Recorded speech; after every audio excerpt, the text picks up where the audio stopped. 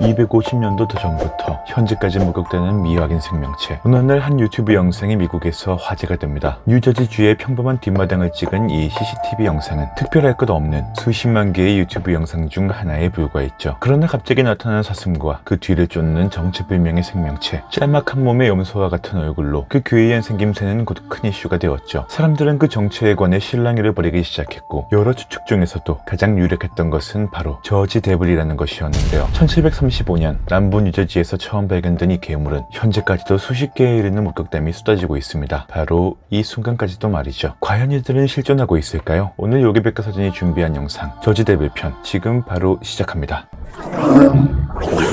전설에 따르면 저지 데블은 말의 신체에 악마의 상징인 사냥의 뿔, 박쥐의 날개에 말발굽을 가지고 있는 것으로 알려져 있는데요. 꼬리는 마치 뱀과 같이 길어 섬뜩함을 자아내기까지 합니다. 이들의 첫 목격담은 다름 아닌 1735년에 시작되었으니 남부 뉴저지에 살던 리즈라는 여인은 이미 12명의 아이가 있었고, 이내 13번째 아이를 임신한 것을 깨달음에 따라 절망하며 아이가 태어나지 않게 달라고 저주했는데요. 오죽하면 그녀는 악마가 이 아이를 데려가 버렸으면 좋겠다라고 말했고, 이로 인해 아이가 괴상한 모습을 지니고 태어났다는 이야기가 존재합니다. 그럴 거면 피임을 왜 환영받지 못하고 13번째 아이로 태어난 저지 데블은 천둥번개가 치는 날 집안의 모든 가족들과 친척들이 극악무도하게 살해하고 아무렇지 않게 날아가 버렸는데요. 이에 이 지역의 성직자들은 저지 데블의 존재를 찾아 퇴마하려 했으나 이내 실패하고 맙니다. 일부 여론은 저지 데블이 사실은 망치머리 박쥐 혹은 말머리 박쥐와 오인하여 생긴 잘못된 괴수라고 하는데요. 실제로 아프리카에는 말머리 박쥐와 관련된 괴수 괴담이 있었다고 하며, 둘의 생김새를 보면 정말 비슷한 게 사람들로 하여금 오해를 불러일으킬 만한 것으로도 보입니다. 그렇다면 저지 데블은 정말 그저 괴담일 뿐일까요? 영문으로 남아있는 기록들을 살펴보면 사실 저지 데블을 낳은 이 부부에게 숨겨진 뒷이야기가 존재하고 있으니, 이 저지 데블이 태어난 때가 1700년대인 만큼 리즈 가족의 남편에게는 여러 명의 부인이 있었습니다. 저지 데블을 낳은 마더 리즈 다음에도 두 번째 부인과 세 번째 부인인 다니엘 리즈가 있었죠. 하지만 두 번째 부인은 첫째 딸을 출산하면서 사망하였고 9명의 자녀를 둔 다니엘 리즈를 세 번째 부인으로 들이게 되었는데요. 대가족이었던 리즈 가족들이 살던 지역은 미국의 뉴저지주로, 당시 미국에서는 기독교에서 나온 종파인 퀘이크교가 남부 지역에 정착했으며, 이들은 고전적인 예식을 거부하는 대신 순수한 신앙을 강조했고, 결국 모든 사람은 자기 안에 신성한 하나님의 성품이 있어 이를 기르고 수련하면 구원받는다는 믿음을 품고 있었습니다. 당연히 리즈 부부 또한 퀘이크교 사람들에게서 영향을 받게 되었고, 이 세 번째 부인이 출판한 점성술에 관한 책에 관해 논란이 일기 시작하는데요. 퀘이크교 사람들은 이 리즈 데블 책을 포함하여 관련된 모든 책들을 신성 모독이라는 이유로 들어 모조리 찢거나 태워버렸고, 그럼에도 마더 리즈는